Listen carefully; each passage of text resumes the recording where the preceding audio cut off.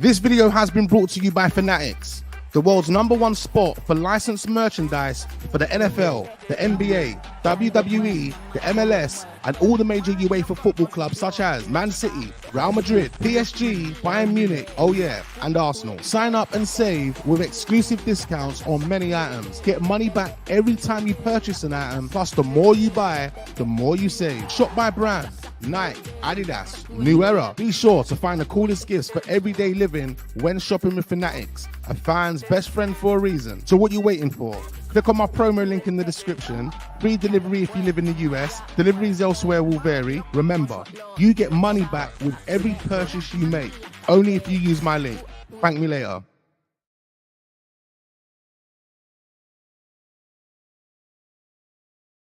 What's going on, people? Welcome back to the channel. We are back again.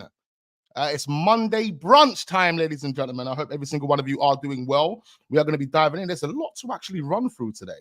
The weekend was explosive. Arsenal doing well. I'm sure you guys are happy. The Arsenal fans, that is. You guys are happy with the victory over the weekend. Keeps the momentum going in the Premier League. Oh, you love to see it. And then you've got, on the other hand, teams like Manchester United, teams like Chelsea, Capitulation FC, Bottle Jobs FC, the blue £1 billion bottle job. That's what that project is now called officially. Officially. Big up Poch. We've got a lot to actually run through. Press conferences, reactions. You've got Man United fans beefing Saeed and Goldbridge. I don't know what's going on there. We're going to touch on that. We're going to react to Saeed's video. Pep title fears. You got Arsenal links, transfers. There's so much to actually dive into. This is Monday brunch with Wax Online. Make sure you guys hit the like button. Do subscribe to the channel if we are new and turn the notification bells on. All of that type of stuff. Big up all the real ones in the building. Make sure you guys share this video. Share it in the WhatsApp group. Share it on Facebook. Share it on Twitter. Whatever platforms you can share this video on, make sure you share it, okay? But big up all the real ones in the building, man. I appreciate every single one of you guys, man. Let's give a few shout-outs before we dive into the first bit of gossip we're going to touch on here. Big up Uzo in the building. I see you, man. Much appreciate you, Uzo. Nataro in the building. Just Ads in the building. I see you. Big up Kai in the building. You're Kai the GOAT in the building, you know. Bloody hell, King Kai. King Kai Havertz. You love to see it, man. Big up G Navas. Good to see you, my brother. Big up Rock. Good to see you in the building. Big up all the guys in Ireland, all the Irish brothers. Yeah, my Irish brothers from another mothers. Big up you guys. So there's actually a lot to touch on. We're going to dive straight into Chelsea. Yeah, the blue £1 billion bottle job football club right now, sitting 11th in the table. It isn't looking good for them. Poch actually responds to Gary Neville's remarks, and we're going to touch on that right now. Let's see what Poch has to say. Fasten your seatbelts. Let's get into this. Big up the gang. Come on, big up the gang. Gary Neville called Chelsea's performance in extra time blue bottle jobs because you were playing against a team with a lot of youngsters. Is bottling it a very harsh way of describing what happened in extra time? I don't hear what he said, but I think if you compare the age of the two groups, I think it's similar. But look, I have good relationship with Gary, and I don't know if that is how I can take this opinion, but I respect his opinion. Of course, we made few changes, like Gallagher and of course Chilwell on extra time. But it's true, we didn't keep the energy. That was how we finished on the second half. It's sad, man. It's sad for Chelsea, man. Bottling it, extra time, Van Dijk with the winner. It was, at the end of the day, I mean, I don't know how I felt about it. Like, did I want Liverpool to win? Did I want Chelsea to win? I mean, a lot of people were leaning towards wanting Chelsea to win. I don't know why. A lot of people were leaning towards wanting Chelsea to win. Maybe it puts Poch in the conversation with Arteta and Ten Hag. Everyone that's come to their football clubs in the first season has then won a domestic cup. And now back the process. It's a process. It's a 3-4 year plan. But it hasn't worked that way for Chelsea. Chelsea fans ranting online. There are some upset fans. Let's look at this, Don, actually. I haven't seen this guy before. It's a funny reaction. Let's check this guy out right here. Get him out! That's it. Get Pochettino out of this club. Get Pochettino out of this club. Seriously, after 90 minutes, that extra time, nothing we have done, man. Nothing. His substitution was Big up my guy. I don't even know what his name is, blood, but let's pull him up, blood. He deserves a pull up. Get him out. That's it. Get Pochettino out of this club. Get Pochettino out of this club. Seriously, after 90 minutes, that extra time, nothing we have done, man. Nothing. His substitution of Chalobah has come in. Chalobah has become Baloba. Nothing he has done. Fuck all, absolutely fuck all. Then nothing they have done, man. Klopp has made 6-7 substitutions. Klopp has made 6-7 substitutions or whatever he has made. He has brought in young legs. He has brought in young legs and he has told that play freely, open freely. And that has changed the match and we have allowed them to invite pressure. Same mistake against Manchester City also. We play defensive football, we invite pressure. It's that, man. You see the football that I'm seeing Poch play, man. It's not that great, man. A lot of cautious football over there at Chelsea. I mean, he's got players to kind of exploit teams, but he's not utilizing the players in the way they need to be utilized, in my opinion. Still trying to figure things out, clearly. I mean, I think he's done well to, get this shambolic Chelsea team to a Carabao Cup final. I don't even know what run they had. It must have been an easy run because the team is dreadful at this moment in time. But I think it's dreadful because of Poch and the type of football he's trying to play with the players. I think they've got better players than they're actually demonstrating at this moment in time. It's just about the style and it's about how you're utilizing them. I don't know about this formation. He's got, what is it, a 3-4? What is it? 3-4-3? Is that what they play? Is that how they kind of attack? You know who I do like, though? I do like that guy Gusto. Gusto at right back. I think Gusto's a really good right back. I think Gusto could do a job at a better club. If you had maybe Arsenal, perhaps. You never know. You never know. I probably wouldn't take him, but in terms of his quality and how he performs, the way he runs, gets in behind, overlaps, can cut inside. He's got ability to dribble and. He's a decent little player there. He's a decent little player, Gusto. But Poch is just getting it wrong, man. Getting it wrong. We don't go all out attacking. Something happens in the second half, and at the team talk, he tells that play defensive, and we allow inviting pressure. We allow opposition to invite pressure and everything, and we lose the match, and we lose the game, and we lose. Look, to be quite fair, Chelsea had a number of chances. I remember there was a chance from Gallagher that hit the post. There was a few chances that they had, but they just don't have the cutting edge at the moment, They don't have the cutting edge. They don't have the confidence. In fact, it's really bad. Really, really, really bad for Chelsea. And, they're kind of, if you do the comparison compared to Graham Potter, I was about to call him Brendan Rodgers then. These men are all Brendan Rodgerses. Back of Brendan Rodgers at your football club. But if you actually do the comparison, let me just quickly get the stats up. Poch hasn't improved Chelsea one bit. Graham Potter in this position last season was actually better off. Let me quickly find it. Where is it? It's right here. There we go. So, I mean, yeah, it's not the greatest of positions for any club that are trying to, be a champion, because that's what you have to say for Chelsea. That should be the only expectation for Chelsea. Wanting to be a champion, wanting to win the Premier League, wanting to win the Champions League, wanting to do all of that. But that's just not where they are at this moment in time. And you got to think, if they would have given maybe Graham Potter a bit more time, he might have improved them. He would have clearly had enough time to establish an identity, establish a way of playing. But, it looks like they've sacked this one, employed another one who I didn't think was going to be a success anyway. And, based on 23 games, Poch is worse off in the league. I mean, it's only one position, but the point you have to look at here is the progress, the improvements. There is none. And that fan right there, whatever his name is, he is right with everything he was saying there. He's definitely, I think Poch needs to just keep it moving, man. Keep it moving and they go and get themselves a manager that is really capable of actually getting them up the table and challenging. Maybe a few more players need to be brought in. But Chelsea fans, man, if I've got any Chelsea fans in the chat, man, let me know how you're feeling.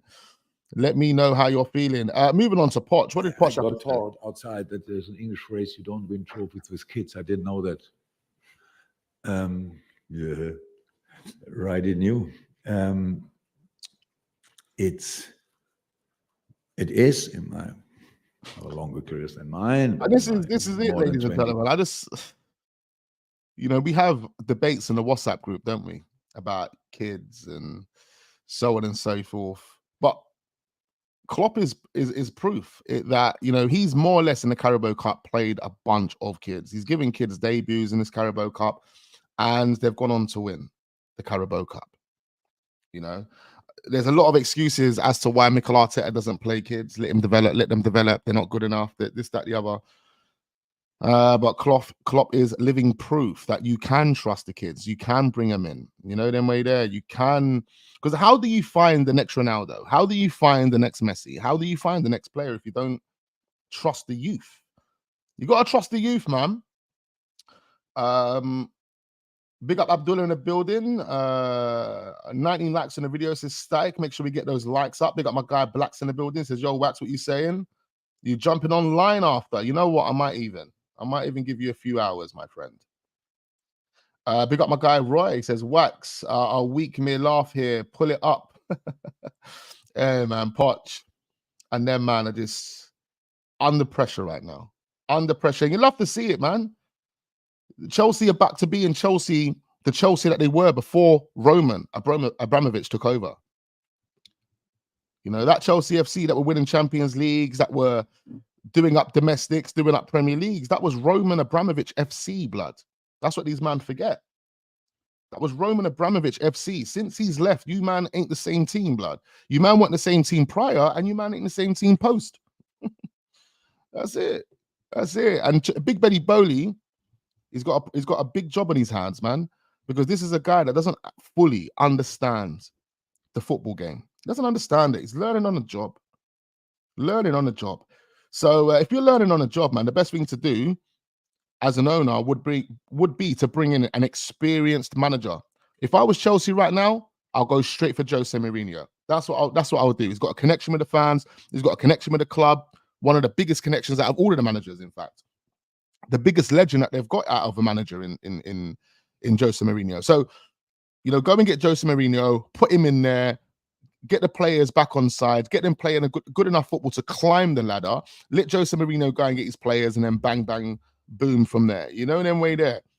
But because he's an inexperienced owner, he doesn't know what's going on. There's no point in having an inexperienced owner and then having an inexperienced manager that's never taken a team over a line before. It doesn't make any sense. It doesn't make any sense.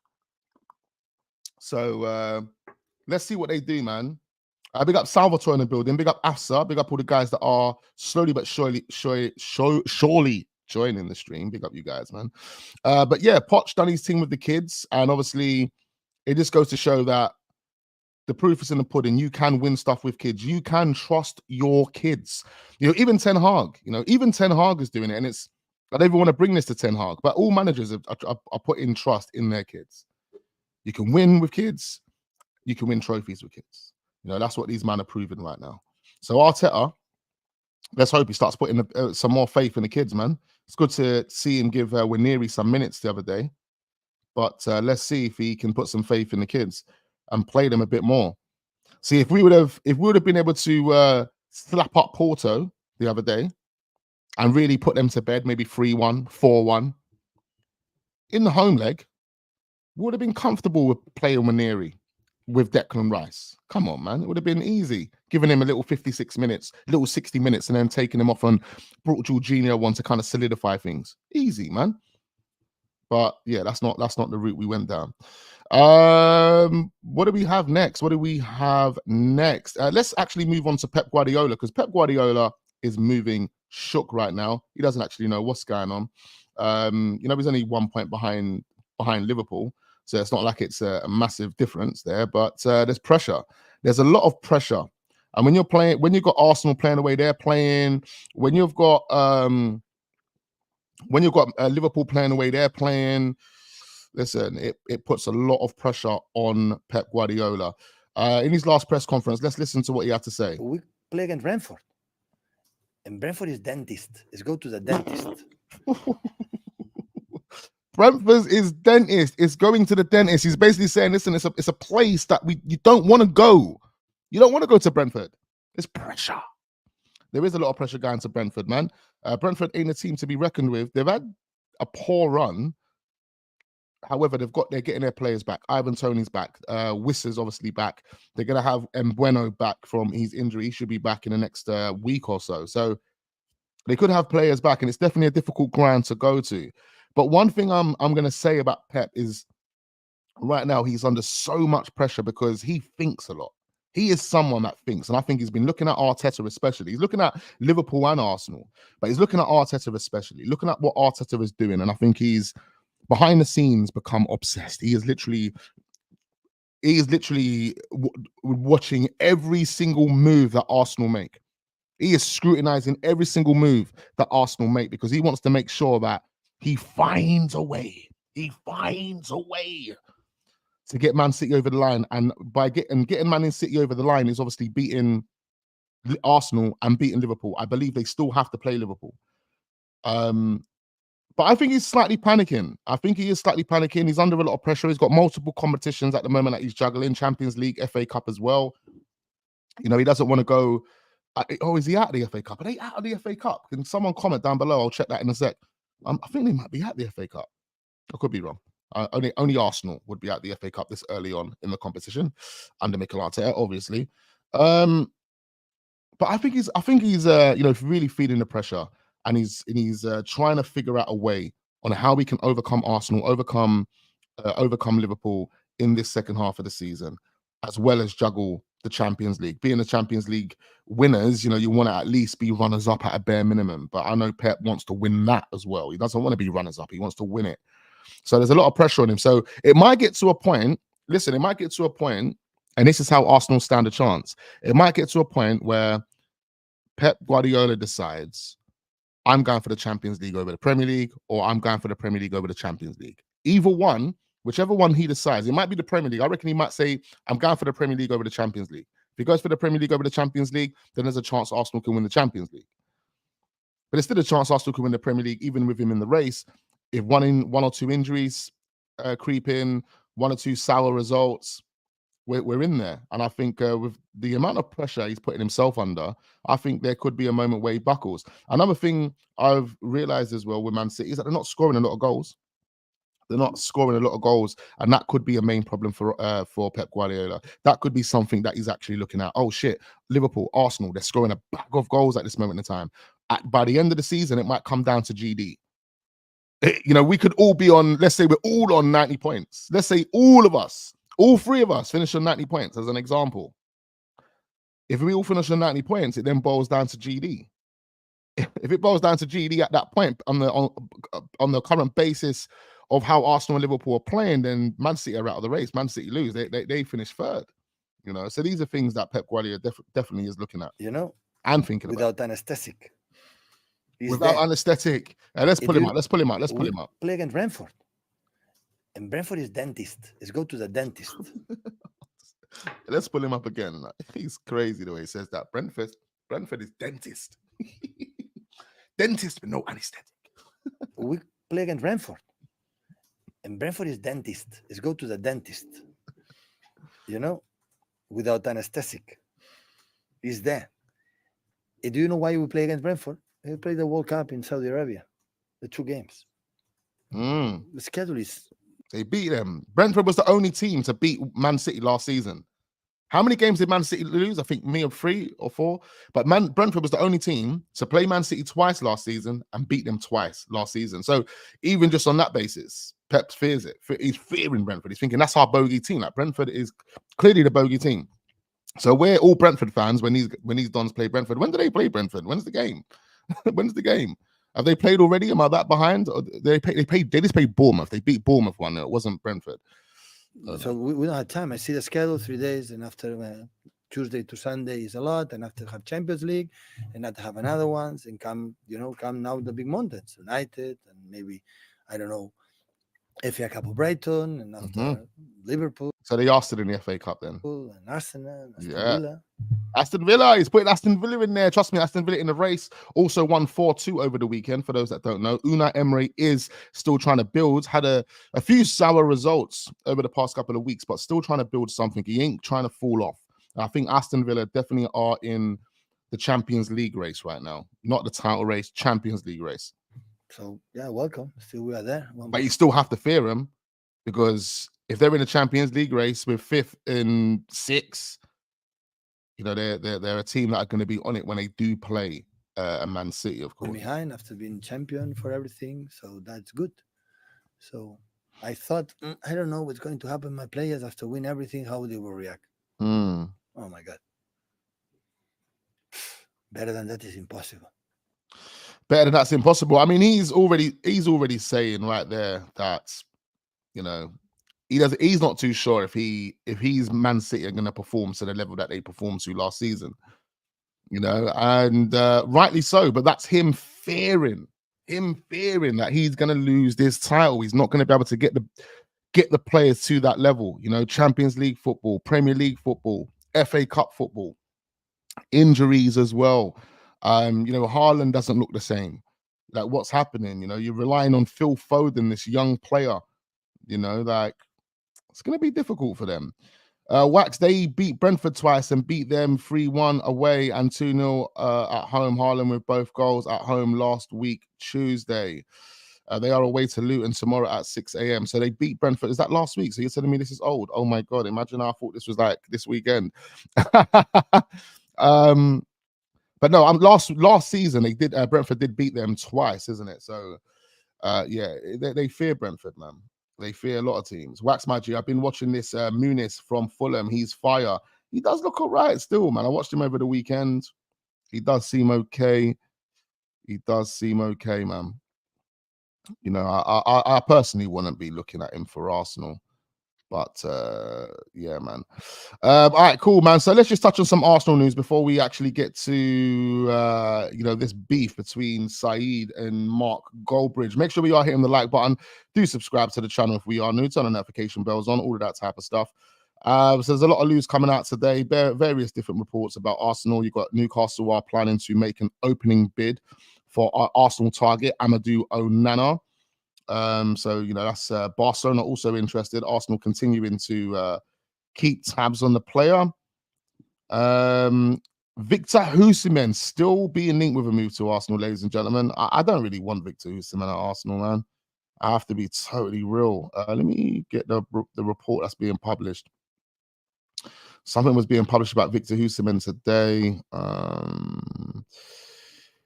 Yeah, so it was Ben Jacob, in fact. So Ben Jacob is basically saying that we still can't rule out Arsenal in the race for Victor Osimhen. It's also true that PSG have Osimhen very, very high on their list. I'm still told by sources that Osimhen's priority is the Premier League, which is encouraging for Chelsea and Arsenal. He would be looking for about 250k per week, which Arsenal, Chelsea, and PSG would be happy to pay.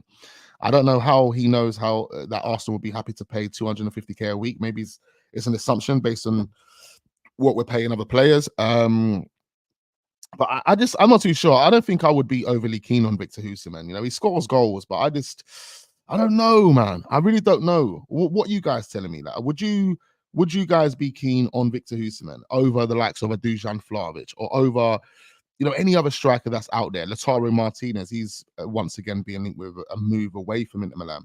Not necessarily Arsenal, but if he's being linked with a move away, then Arsenal could be in the race at some point. You know, who though? You know, I don't know, man. And then you got to think about the money that comes with Victor Osimhen as well. 250k per week, which is not bad. I mean, I probably would be willing to pay that. But the 100 million pounds, man. It's a massive, massive risk. You know why I say it's a risk? Even though his goal scoring records in Italy is good, I just don't think he's a player that can go anywhere and bag goals. I just don't think he's one of those players, to be quite fair. I think he comes to the Premier League and he's like a Nicolas Pepe 2.0. Like, he'll bag and he'll get a few things, do a few things here and there, but it's not going to be as consistent as we want it to be.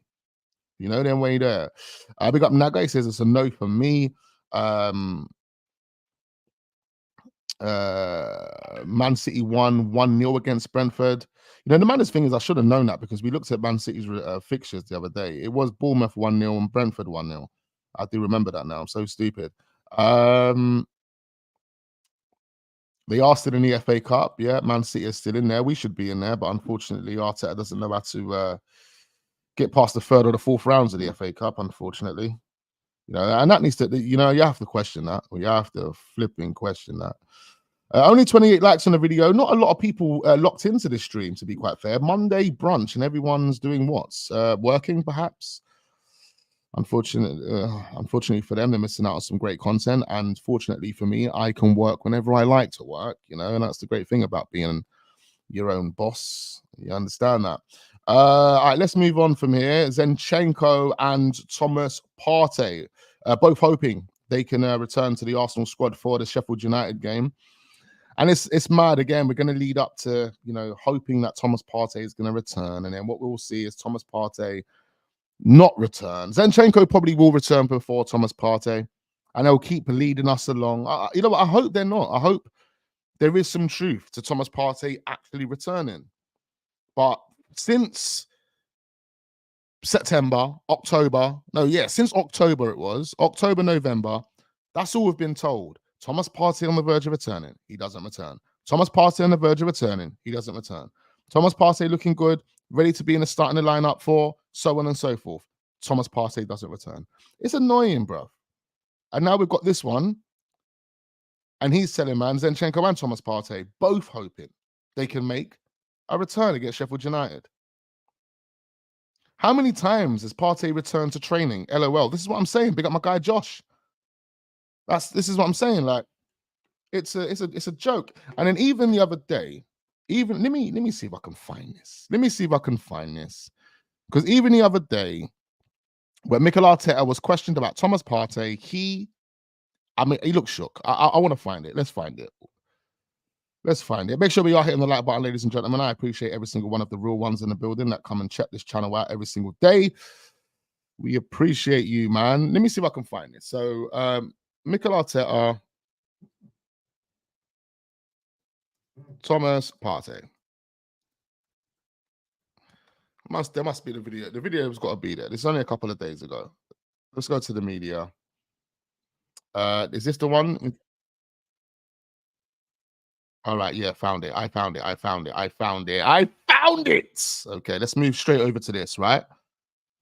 Okay, so Mikel Arteta asked about Thomas Partey, yeah? Asked about Thomas Partey.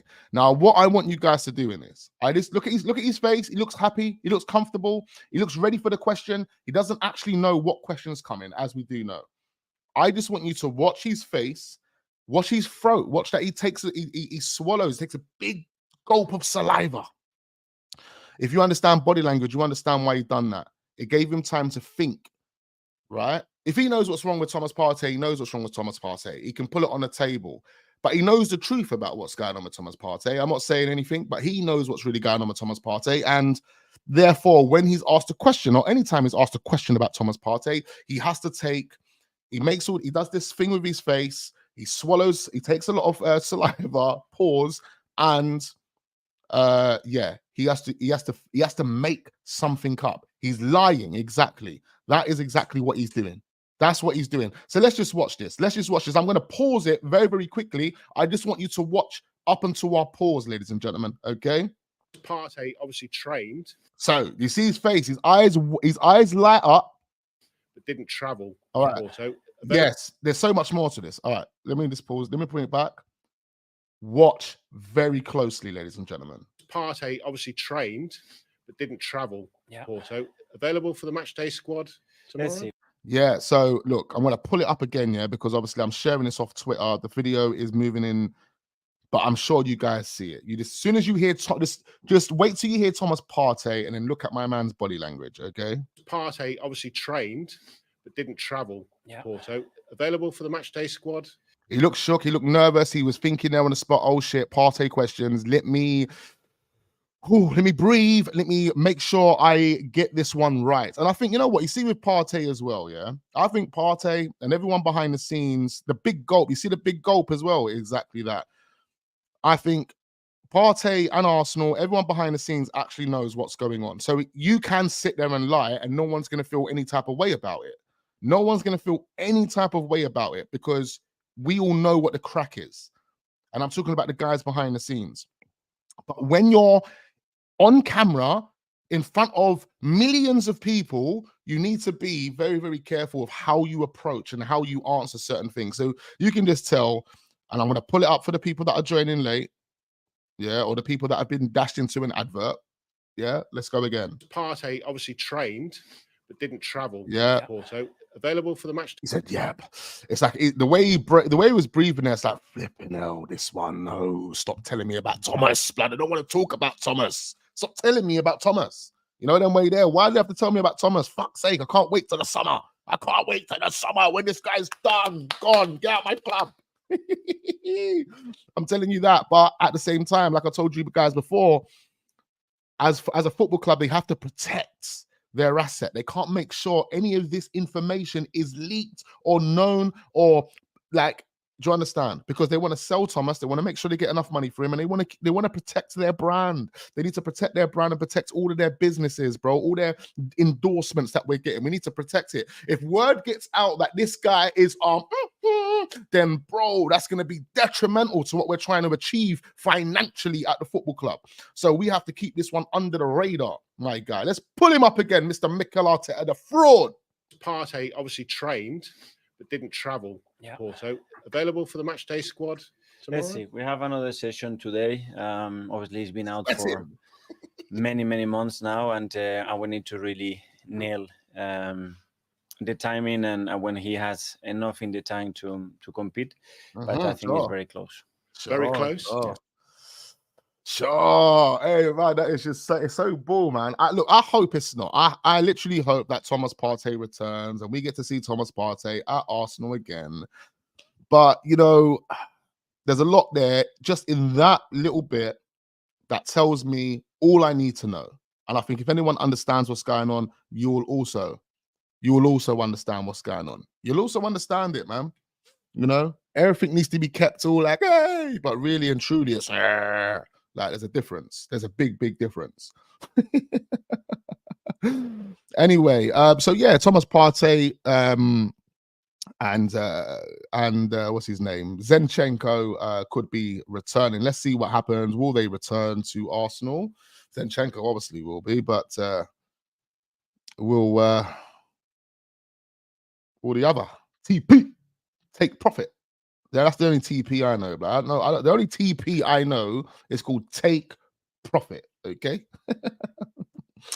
All right, let's move on to some more interesting stories that are being published at this moment in time surrounding Arsenal Football Club. We're being linked with this young player. Don't know his name. I do know his name. Artem Dovbyk. Is it Dovbyk? Duvbyk? I don't really know. It's being published by some Ekrem Connor, fraudulent guy. It says Arsenal, West Ham United, and West Ham are monitoring the situation of Artem Dovbyk. Clubs from La Liga, Syria and Bundesliga, and have been linked with the 26-year-old Ukrainian. Oh, my eyesight's so bad, I promise you, man. I think I need glasses, blood. I think I need to go to the opticians and get glasses, you know? It's like very blurry, bro. So yeah, Arsenal being linked with this random Don. I don't know who he is. He plays for Atletico Madrid, is it? Who does he play for? No, I don't know who he plays for. Why did I think he was playing for Atletico Madrid? I just saw the colours there. Is that Atletico Madrid? That's not Atletico Madrid. Blood, who's that? Who's that? But yeah, if you guys are familiar with this, Don, let me know, man. I'm not familiar with the player whatsoever, so I don't know what to kind of say on this one. But Real Madrid have reached a verbal agreement with Alphonso Davies, according to that Athletic as well, ladies and gentlemen. That's a big move for Alphonso Davies to Real Madrid. You know, them man ain't ramping, boy. Their man ain't ramping. They want to, you know, bolster their team so they can re-go for the La Liga and the Champions League again next season. And Alphonso Davies is definitely a great addition to that squad. Arsenal also monitoring Evan Ferguson. We spoke about this about 4 or 5 months ago. As they look at options to bolster their attack. That's according to Football Insider. I mean, look, Evan Ferguson's a young player, man. Let him develop. Just like youth would say, let him fucking develop. I'm not interested in this young player.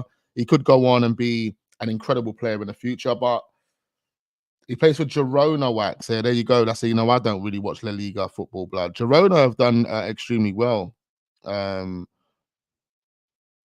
But yeah, I don't really watch La Liga football, man, unless it's flipping El Clasico. That's it, blood.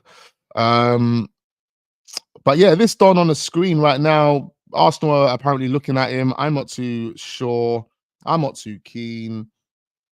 I'm not keen whatsoever. No, I'm not saying whatsoever, but not right now. Anyway, man, we need firepower. We need a real striker. We need a player that's been there and done it, but scored goals in abundance. Do you know them way there? He has done decent in the Premier League, man, but he's still learning. Like I said, let him develop like youth would. Youth things, man. Let him develop, blood. Even Ferguson. Another player is Todibo. And I would take this guy, actually. He's a very, very good player, French as well. We'll have a relationship with William Saliba. We are being linked with Matthias de Ligt at the moment, but if we don't go with a Matthias de Ligt, then it could be a Todibo. He plays for OGC Nice, Bayern Munich, PSG, Chelsea, Man United, Arsenal, and Liverpool continue to be linked with the defender. OGC Nice is waiting for an offer of around 50 million euros for the French defender. I'll take him. I'm sure you guys would take him. But listen, it could be, it could be, but I don't know what's going on, mate. It's very, very political, man. All I know is he's got a chaperone that this literally follows him, wearing all black with black glasses, mate. All black glasses, blood. When you see a man like that following you, you know you've done something wrong, bro. You know you're a proper wanted man. I prefer Todibo to de Ligt. You know what? I wouldn't mind both of them, but Todibo is definitely a good player, and I think he'll more or less have a stronger, connection and relationship with Saliba, and that's why I would take him in. Big you up, Static. Nothing but love and respect to you, my broski, man. You got Bayern Munich monitoring Theo Hernandez too, and Davis as Davis replacement. But I hope we can get a Theo, man. What a baller! He's a good player, man. Very good player. You met the one that's like AC Milan, yeah? There's two of them, innit? There's two of them, man. Bruv, I know there's two of them. Partey is locked up, lads. He's locked up, man. He's in a basement, blood. He's not allowed out. Not allowed out, mate. But yeah, this young player, anyway, I'll definitely take him. The last time I heard any real links of him was Tottenham, surprisingly. But if Saliba has any type of relationship with him, I'm pretty sure I'll reach out and convince him to not join that shit show, mate. You ain't winning anything if you join Tottenham. You ain't winning anything, mate. Harry Kane is proof of that. And another player is this young man, Kenan Yildiz, who plays for Juventus. He's a very, very good player. He's a wonder kid. He's only 18 years old. He's recently burst on the scene. They actually signed him from Bayern Munich. So he played for Bayern Munich. Juventus signed him. But now Juventus are open to actually selling him because we do know their financial woes at the moment. Financial woes at Juventus over in Italy at the moment. They need money. Yeah, we know what they've been through. They've sacked literally a whole board. New directors come in. I believe that's already happened. It's been crazy over there. Mad, mad, mad for them, man. Mad, mad, mad. And yeah, Yildiz is definitely. I watched him in the Champions League. I can't really say over in. I ain't watched any the Serie A games, but I have definitely watched him in the Champions League, and he looks good, bruv. He does look good for 18 years old. He could be one of the best. Best young midfielders in the Premier League, in the world. Juventus have set an asking price, by the way. So £50 million for this Don. I'll put that on the table for him. Why not? If Arsenal got 250 to spend, why not spend 51 million on him? The 18-year-old has made 15 appearances since joining from Bayern Munich in 2022, and that's according to the Sun. But yeah, Arsenal are willing to push for this player. Let's see how serious they are. £51 million for him. Definitely a bargain, because this is a player that could go on and be worth 200+ million in the future. And we do know how Stan Kroenke and that feel about assets, young players. They want those young players for the future. They want to sign dons that they know they can sell for big money. in the future.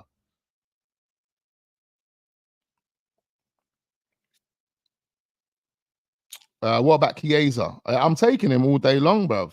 There's bare players over in Italy that I'm taking, man. But Federico, blood, I'm definitely taking him. He's my guy, man. Definitely taking him. Knowing Arteta will go for another unwanted Real Madrid player. We might re-sign Dani Ceballos, perhaps. We need a number 8. We might just sign Dani Ceballos. Can you imagine? Dani Ceballos returns. No way, blood. I'll be pissed. Be interesting to see who leaves Barcelona this summer, says Ace. Yeah, 110%, you know. We're going to see Frankie de Jong maybe leave. I would love to see that. If that's happening, we need to be all over that, blood. Yeah, all over it, like a rash. Yeah, I don't care, blood. All over that. There's other players that I'll take as well. Would you, man, take Ferran Torres? Or even Rafinha? They're going to be players that are 100% on the chopping block for Barcelona. Oh, man. I'll definitely take a few of those Barcelona players. I have to be real. So yeah, man, this guy Kenan Yildiz, 51 million. Why not? You know, especially if we've got enough money to bring in other top quality players, then why not? We've got breaking news 15 minutes ago. Marco Reus ready to leave Borussia Dortmund this summer on a free transfer. We've got a number of teams in the MLS are looking at him. Borussia Mönchengladbach are looking at him as well. If this was like 3 years ago, then maybe I'll say, yeah. How old is he now? How old is Marco? That's Jadon Sancho's guy, boy.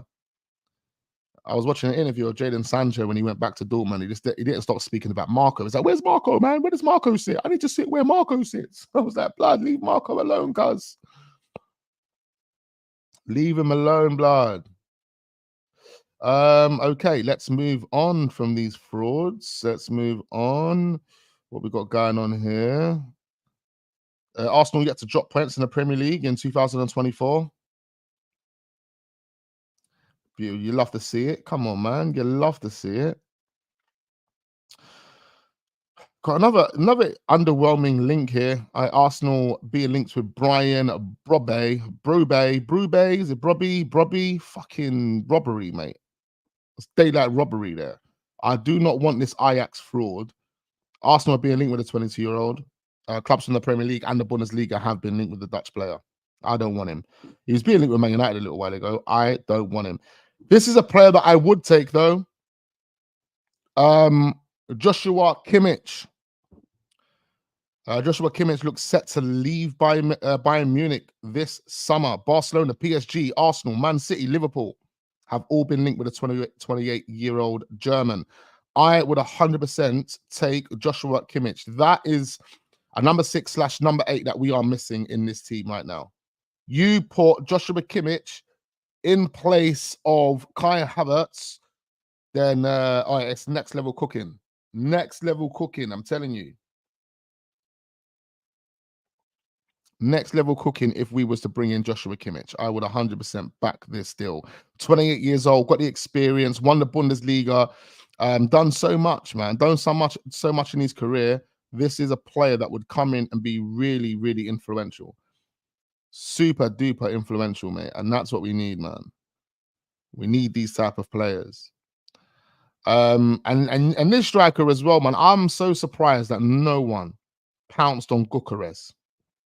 How did no one jump on this? How did anyone let Sporting Lisbon come along and sign Gyökeres? It's crazy. Absolutely crazy. The guy was doing numbers in the championship. Numbers, like literally destroying the championship. And I understand, yeah, it's the championship. I get that. But if the Premier League teams are really thoroughly scouting the championship and had scouts that had an eye for talent, they wouldn't have missed this one. Gyökeres has gone over from championship football after slapping up the champions championship for like 2-3 years. I think it's like even longer than that. I think he's been at like 2 or 3 different clubs in the championship, absolutely smashing it. He's gone over to Sporting Lisbon and the numbers are crazy.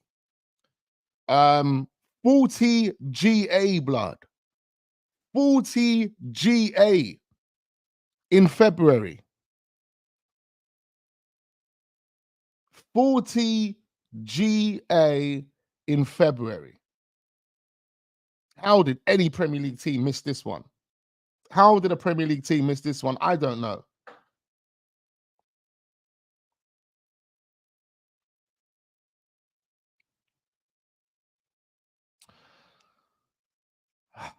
It's crazy.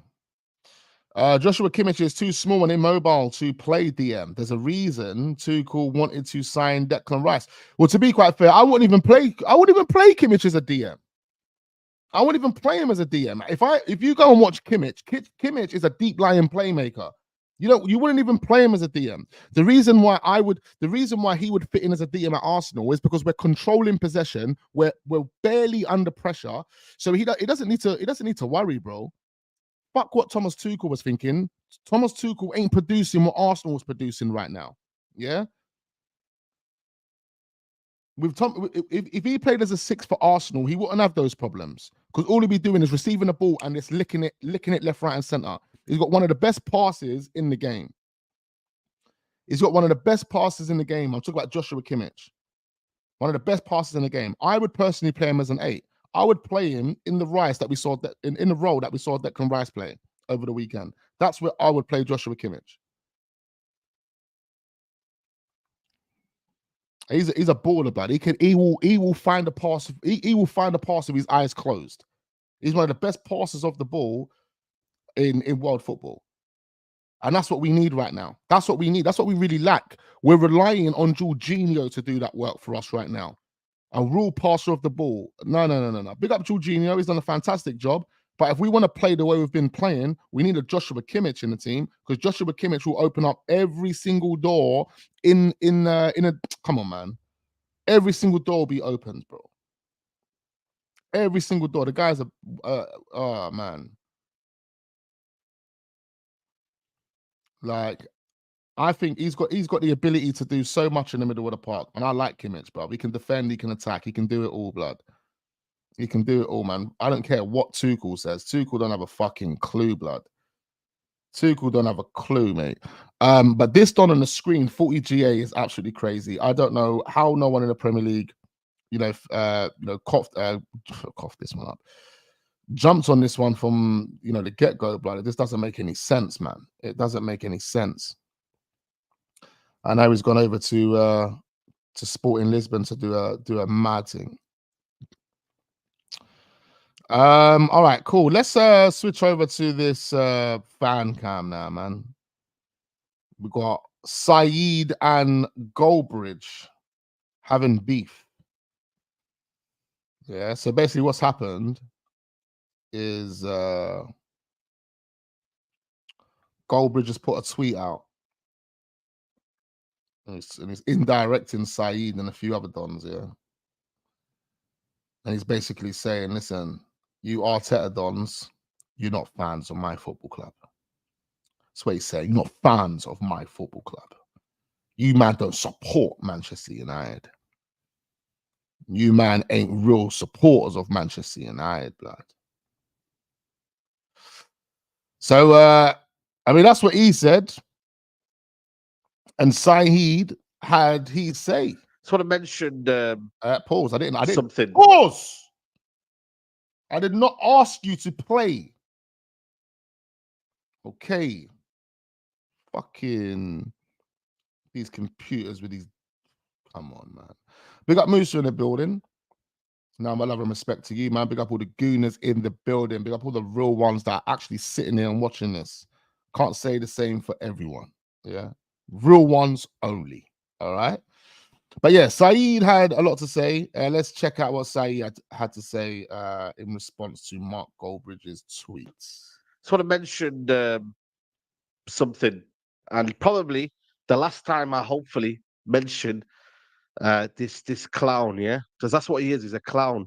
You know what I'm saying to you? Goldfish. Do not indirect me ever again, yeah? Don't mention me. Don't talk about me. Keep your name out of your fucking mouth. Do you hear me? You coming out today, yeah, tweeting, yeah, Ten Hag outers will be celebrating that. Wish they'd fuck off. No fans of this football club at all. And you know what? Just pause it right there for a minute. Yeah. I hate it. Yeah. I hate it, blood. I swear to God, I hate it when Dons put out tweets like that. I hate it, blood. You are basically putting that tweet out in acceptance of mediocrity, bro. Mediocre football. You know, I'm not a Man United fan, I don't care, but we get that here at Arsenal, blood, where if you're not happy as a fan, you're not entitled to voice your opinion about how you feel, blood. You voice your opinion about how you feel, and then you've got people that will then try and butcher you and then try and tell you you're not a real fan, you're not this, you're not that, you don't belong at this club. And that really, really winds me up, blood, because the amount of investing, you know, and I don't personally know Saeed, blood. I don't know Saeed. I've never spoke to Saeed. I've, never been on a stream with Saeed or anything like that, yeah? But I personally know how much investing man like Saeed has done at Manchester United. Whether it's time, whether it's money, whether it's content, whatever it may be, man has spent blood, sweat, and tears on his football club. So when you have, done all of that, and you've put in that, you've had that level of commitment, nobody can tell you that you don't belong at that football club because you have a different opinion to them. And that's what it is, bro. People wind me up when they come with that energy. Because at the end of the day, are you gonna have that energy to man's face when I see you, blood? Are you gonna have that energy to man's face when I see you, blood? Because as a fan, Arsenal, Man United, as a fan that's fully committed the way man's been committed for 30 plus years, bro, man will swing your jaw for this. Don't get it twisted, bro. People will look at us and be like, you man are mad, blood. You man are mad, but that's how passionate we are, bro. You know, me personally, I can't speak for everyone else. I'm from East London, the land of hooligans. Yeah, hooligans. Week in, week out, you were seeing the biggest football fights you've ever seen in your life, blood. Us man over in East London used to fight on a Saturday and a Sunday on a normal, blood. Wake up just to go down Romford. Wake up just to go Upton Park. Wake up to go to these type of areas just for a swing. Even if you wasn't a fucking West Ham fan, even if you wasn't a Millwall fan or whatever, these men used to fight for the sake of fighting, blood. So when it comes to this football thing, don't think man won't get fists up. Fists up if man ever saw man with that type of energy about we're not invested. You don't belong at this football club. You man ain't real fans. Listen, bro, I don't know who these man think they're talking to. I'm getting wound up already. I'm getting wound up for Saeed. I don't even know the Don. But it's the fact that these fans online and these, people that hide behind their fucking Twitter fingers and Instagram posts and bro, they don't know what's going on here, mate. They don't actually know. Man will actually get beat up and fists up for their opinion about football in a real life if they've got that energy that they have online, offline. You know them way there, and that's the facts, man. Big up Saeed though, blood. Let's hear what he's got to say. This is your words, yeah. First of all, yeah, who are you to talk like this? I don't think you've ever stepped foot in Old Trafford. All right, let's pull him up. Let's pull him up. This is your words, yeah. Let's pull him up. Right to the front. Big up Saeed. Just want to mention something, and probably the last time I hopefully mention this clown, yeah, because that's what he is. He's a clown. You know what I'm saying to you? Goldfish, do not indirect me ever again, yeah? Don't mention me. Don't talk about me. Keep your name out of your fucking mouth. Do you hear me? You coming out today, yeah, tweeting, yeah, Ten Hag outers will be celebrating that. Wish they'd fuck off. No fans of this football club at all. This is your words, yeah? First of all, yeah, who are you to talk like this? I don't think you've ever stepped foot in Old Trafford. I don't even know what I think you look like the football club looks like. I don't think you've even seen the football pitch. I don't think you've ever stepped near Old Trafford. But you calling me a fake fan is absolutely ludicrous. You don't speak for anyone. Just because you've got the biggest fan channel in the world, mate, we couldn't care less, mate. Tell Leave him. us to it. Tell Let us him. have our own opinion, and you fuck off with your own channel and do you, yeah? Exactly. Are you hearing that? Seriously. I speak for myself. Do you fucking hear that? I speak for me. Hey, I speak for myself. Do you effing hear that, bro? Yeah, same here, cuz. Big up Saeed, blood. He's on smoke right now. Yeah, and it's rightly so, bro. Who does this guy think he is? You know, Goldbridge was a fucking fed, bro. He was a fed. He was a fed. He was a fed. Fully walking and talking fed. Man used to wear the uniform and all sorts, blood. Man had the kosh, man had the pepper spray. My mum was a full-on fed. Big him up, yeah. Oh, yeah. When you say that, it's like, oh shit, you gotta be careful when you fuck with a don like that.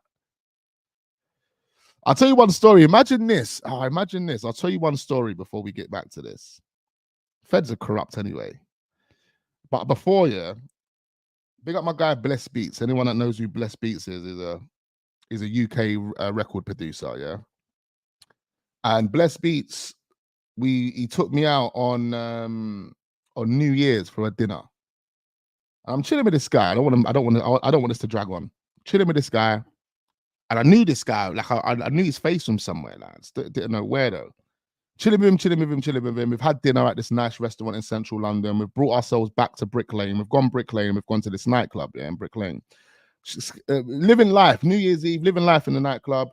Then we get outside the nightclub and there was a beef. There was beef taking place towards the end of the night. So I'm standing there now looking around.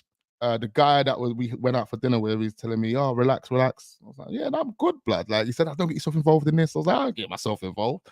Next thing you know, feds have come, blah, blah, blah. And the feds have come to me, blood. Imagine the feds have come to me and tried to grip me up and put me up against the club window because they must have thought I was involved in this beef, yeah? The guy I was with that I went out for dinner with, who was Bless Beats, his friend, he was like, no, he's with me. Yeah, I'm with him, blood. I'm with him. I'm with him. Next, you know, for whatever reason, I looked down at the guy that I was with. I looked down at his shoes because he's wearing a white shirt with a long, like kind of a long jacket, basically. I looked down at his shoes, and he was wearing fed shoes, blood. And I never clocked the whole night. Imagine, before we went to this nightclub, I'm in the back of the car with this don, billing Cali pack after Cali pack after Cali pack. And this is a fed. He was a fed. He was a fed sitting there bunning it out with me. Bunning it. We've gone out on this night. Nearly got into a madness. And he told the feds, no, he's with me. I look down at this guy's trainers now and he's wearing fucking fed shoes. And then I find out at the end of the night, he's actually a fed. And I couldn't believe it. Why I couldn't believe it is because my man was sitting in the car with me bunning Cali packs. And these feds are dirty, blood. These feds are dirty. But yeah, this guy was Mark Goldbridge is a fed, man. You know, and you don't know what he can do when it gets intense. Leave us to it. Let us have our own opinion, and you fuck off with your own channel and do you, yeah? Are you hearing that? Seriously, I speak for myself. Do you fucking hear that? I love those two bits. Are you hearing that? I speak for myself. Are you fucking hearing that? You know why I like it? Because it's so sincere. Really means it. Come chat to man. And that's it, bro. I love that. Big up Saeed, man. Big up Saeed. Last little bit. How long is that? 20 seconds. I speak for me. You speak for whatever you want to speak. I ain't held by no media company. I don't work for the football club like you do. Because that's what you do, right? You work for the football club. I work for myself. What? Does Mark Goldbridge work for the football club? What? Mark Goldbridge works for Manchester United? Is that what man's telling me? How much are they paying him? I mean, Mark Goldbridge is like, he's blown, isn't it? He's massive, isn't it? He's on Talk Sport. He's on everything. He's got his own shows on Talk Sport now. This guy is massive. Like, oh, I forgot my little banner there. Yeah, this guy's massive. So I don't know, man. works for Manchester United. Don't know. Goldbridge is a big daddy in his thing, man. But it's mad. Look, man, big up Saeed. He's got a right to voice his opinion. He's got a right to want the manager out. He has expectations for Manchester United Football Club. And Mark Goldbridge, who has the biggest channel, as Saeed says, is playing this game, bro. That he's playing with this game. You know, this is the PR. You have to be honest. This is the PR, blood. Bearing in mind, this is the guy with the biggest Man United channel, which means that there's thousands and thousands and thousands of people that go to Mark Goldbridge, and he is basically lowering the standards of the football club, and they're buying into that. Whoop, whoop, whoop, whoop. They're buying into that. So now those younger generation of people, those people that are coming through, people that are understanding social media, people that are buying into, pardon me, the United Stand or This Is Football, whatever these channels are called. Pardon me.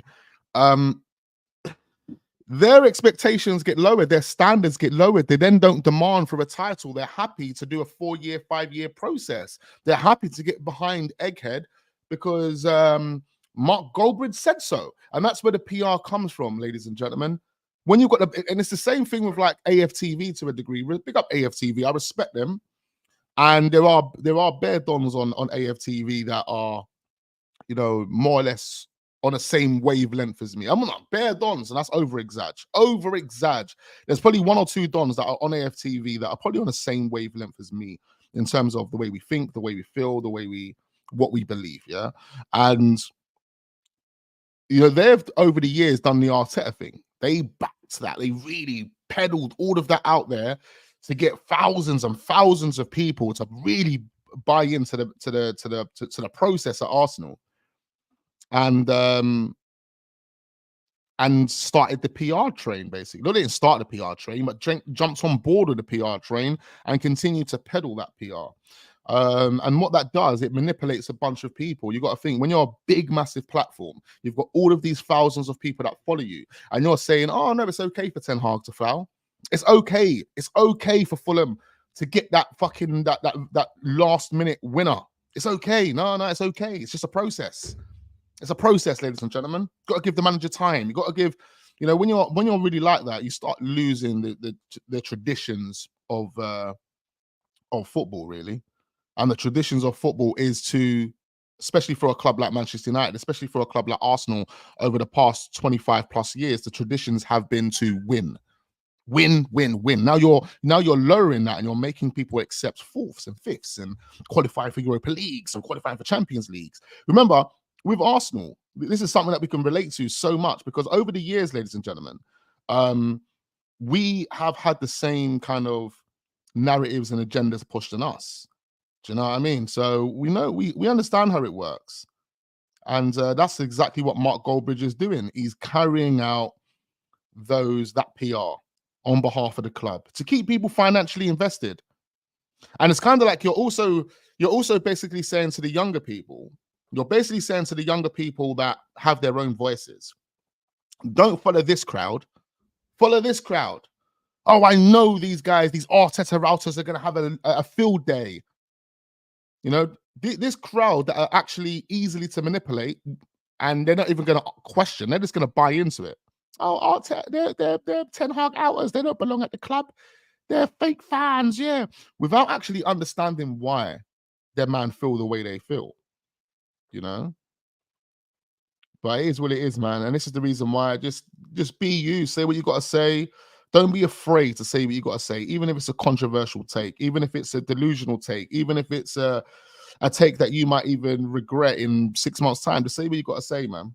Just say what you got to say, blood. Fuck it.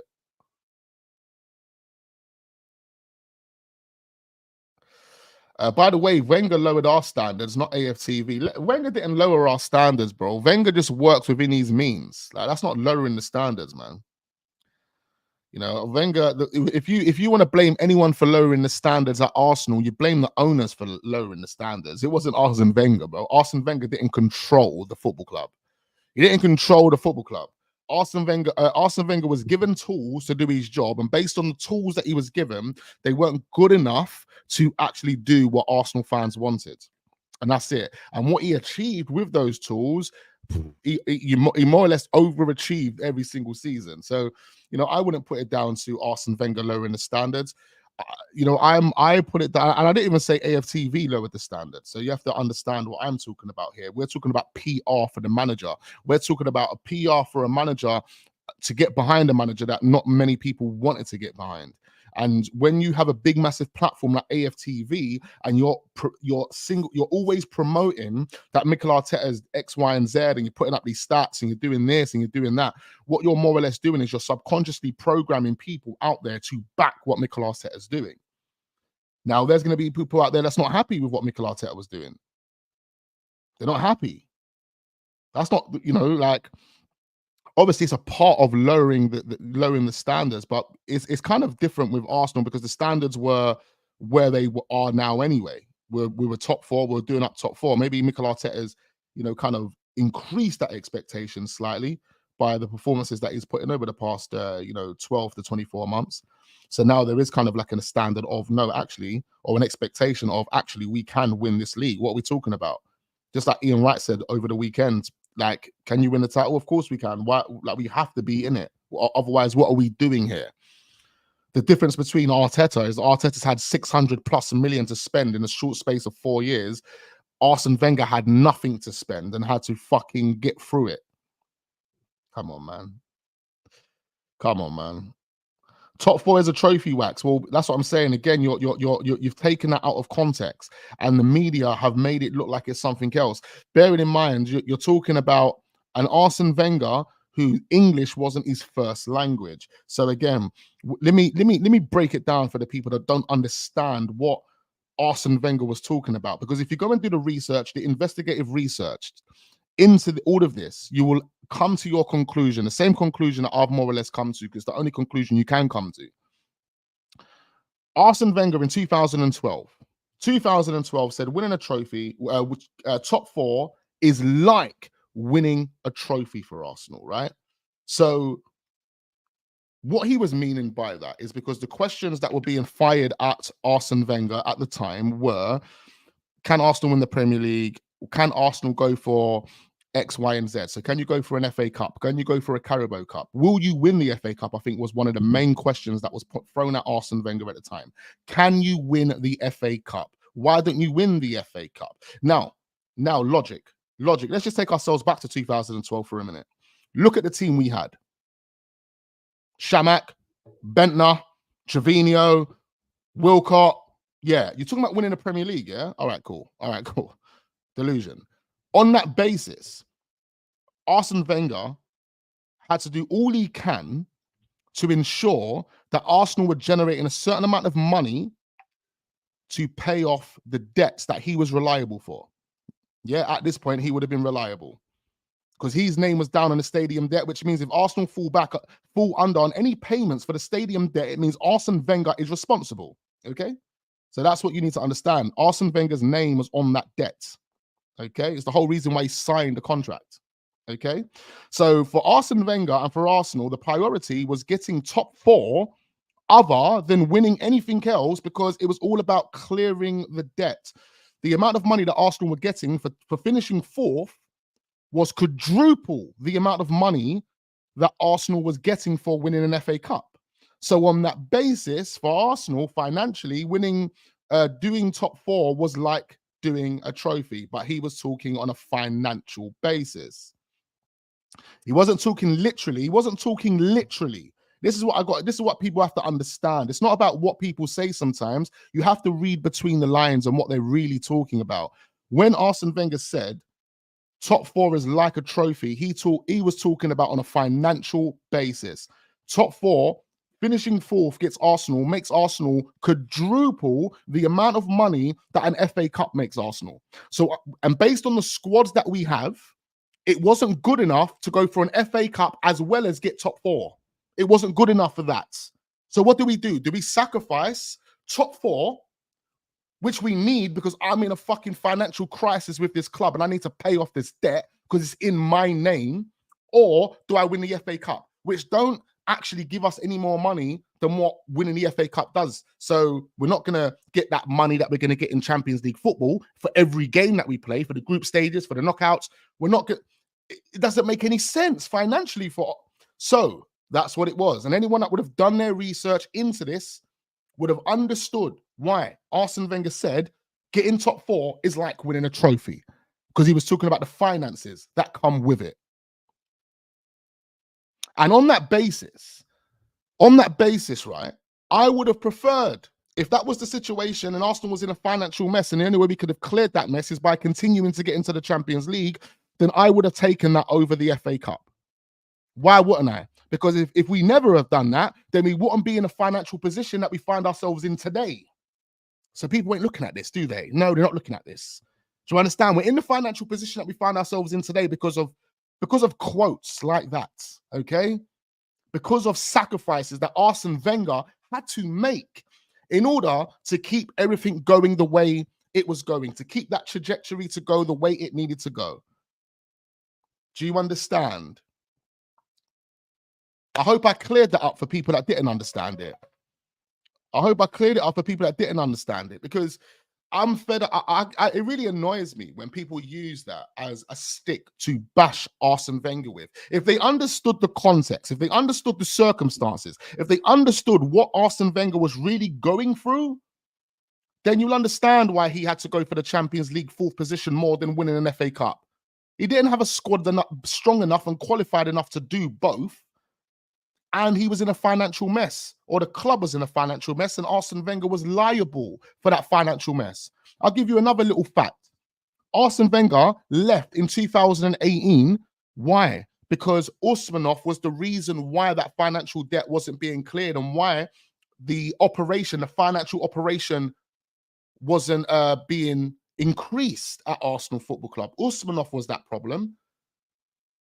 Now, because the financial operation isn't being increased, and because Stan Kroenke can't buy the shares off of Usmanov, unfortunately for Arsene Wenger, there's no way Arsenal KSE are going to step in and clear the stadium debt. Why did they clear the stadium debt after 2018? Why? Because they bought Usmanov out. Usmanov was bought out. Then they told Arsene Wenger in the same space of time, don't worry, my guy, you can leave now because we'll pay off the stadium debt. Don't worry, my guy, we'll pay off for it. So ultimately, Arsene Wenger was a fucking prisoner at Arsenal, a prisoner with his hands tied behind his back, and he was told just to go on a training ground and keep things going. Keep things going. Keep things fucking going, blood. If Usmanov would have said to Arsenal back in 2012, you know what? There you go.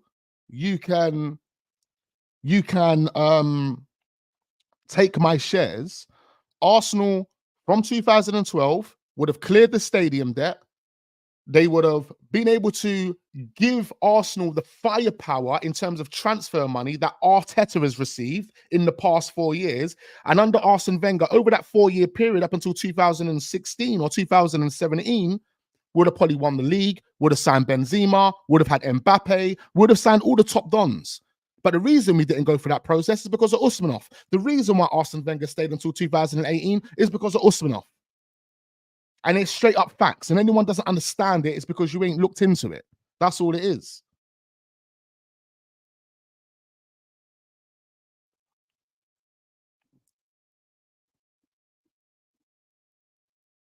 No, bro. Oh, come on. This is gas. This is gas. Go and prove. A9, prove to me that's the fact. That's a fact. A9, prove to me that's a fact. Because we can argue here all day. What you're saying there, Arsene Wenger was not sacked, bro. He was not sacked. Arsene Wenger resigned once an agreement had come into place that Usmanov was selling his shares and KSE could pay off the debt for the stadium. Just don't be stupid, blood. Don't be naive. You really think they sacked Arsene Wenger? Stop being stupid, my guy. You are really naive, bro. Don't be silly. Don't be silly, cuz. Wenger was not sacked. They never gave him no ultimatum. What ultimatum? They gave Arsene Wenger an ultimatum, but they give him Mikel Arteta all the time in the world. Does that make sense? They gave the biggest manager that Arsenal has ever seen. They gave him an ultimatum but they gave the most inexperienced manager all the time in the world to do whatever he wants. Please, man. Please, please, please. You're not making any sense of what you're saying there, my guy. You're not making any sense of what you're saying. Bro, Arsene Wenger didn't want to stay for the length of time that he stayed. He was Arsene Wenger was officially let's do some Arsenal history, because people don't understand the history of the arse. Okay, yeah, pause. Okay, I'm gonna break it down for Dons, because Dons don't know, and I've got all the time in the world, right? I'm gonna go for another 10 minutes. Okay, ladies and gentlemen, another 10 minutes. Let's break this down for you guys. Okay, Wenger is a legend. You're 100% right. Big up Raymond. Let me break it down for you, Dons. A9, you're getting it. You're getting some smoke now, yeah? Okay. So, let's take ourselves back to when Arsenal first moved into the Emirates Stadium. When Arsenal first moved into the Emirates Stadium, David Dein approached Peter Hillwood with an idea. The idea was to bring KSE in as a bank. Yeah, nothing more, just a bank. I want to bring this organization in, because with the way Man City, Chelsea, and Man United are moving financially, we won't be able to keep up with these Dons in the transfer window. David Dein knew that, and he therefore wanted to bring in KSE as a bank. So what KSE would do was give Arsenal money, 200 million, and they would then spend that money however they wanted to, and they would pay off interest to KSE. That was the business idea. Peter Hillwood, unfortunately, didn't want that idea. He wasn't happy with it for whatever reason. He decided to reject it. David Dein decided to leave. He sold his shares to Usmanov. KSE eventually bought shares. They looked into the projects. They see David Dein leave. They see an opportunity for a self-sustainable business model. And they was like, oh, this is a good opportunity. They come in. They bought their shares from ITV. They bought their shares from a few other people that was in. And then the last person they bought their shares from was Peter Hillwood at this time. Now, if you got to think about it, you got to think about this moment. When they bought the shares from Peter Hillwood, you got to think, why did Peter Hillwood sell the shares to KSE when you rejected David Dean's business proposal to bring KSE in as the financial powerhouse? It doesn't make any sense. It doesn't make any sense. The only conclusion I come to on that basis was Peter Hillwood was running out of time, unfortunately. God bless his soul. He was running out of time, and he got desperate, and he had to sell his shares to the person that was the first one on the market, and that was KSE. KSE come on the market. They took fucking Peter Hillwood shares, and the only other person that would have been involved in Arsenal at the time would have been Usmanov, the person that David Dein sold his shares to, the Red and White Company. Do you know who they are, Red and White Company? Yeah, that's Usmanov and Masuri, who owns Everton. That was the Red and White Company. They bought their shares in about 2007, 2008, okay? And Stan Kroenke became the majority shareholder around 2010, 2011. Okay, so that's when he was the full shareholder. Now, within a space of 1 year, he approached Usmanov and said, my friend, get the fuck out of this club. I want the full body. I want the full cake. The full cake. Now, in between this period, when David Dein left and Stan Kroenke become the full owner, not the full owner, the majority shareholder, sorry, Arsene Wenger had a job with Real Madrid. Real Madrid were ready to take Arsene Wenger off Arsenal's hands. Arsene Wenger then told Henry that he could leave. Henry has confirmed that he had left Arsenal because there was uncertainty around Arsene Wenger's future at the club. That's why he left. Okay, it wasn't because Arsenal weren't competing. It wasn't because Arsenal. It was because of Arsene Wenger. Now, Henry leaves. Arsene Wenger is contemplating whether he's going to stay or not. Contemplating. He was then convinced by David Dein to stay. David Dein convinced Arsene Wenger to stay. So anyone that says, "Oh, he outstayed his welcome," blame David Dein, because David Dein convinced him to stay. Arsene Wenger stayed on the basis of David Dein, and then decided that he would put his name down on the stadium debt to alleviate pressure. They needed to get another bank loan. Arsenal needed more money, but they were unfortunately rejected because of the financial crisis that Arsenal had been in over the past couple of years. You go back to 2004. Arsenal had no money to pay Henry. They had no money to pay Dennis Bergkamp. We're talking about an invincible season, okay? We're talking about an invincible season where Arsenal went through 2 months or 8 weeks of not being able to pay its players. Arsenal was in a financial crisis. So for them to overcommit to this stadium, put them in mad debt. Remember what Arsene Wenger said? They only planned to spend about 250 to 300 million on the stadium. They ended up finding out that they're spending close to 500 million pounds on the stadium.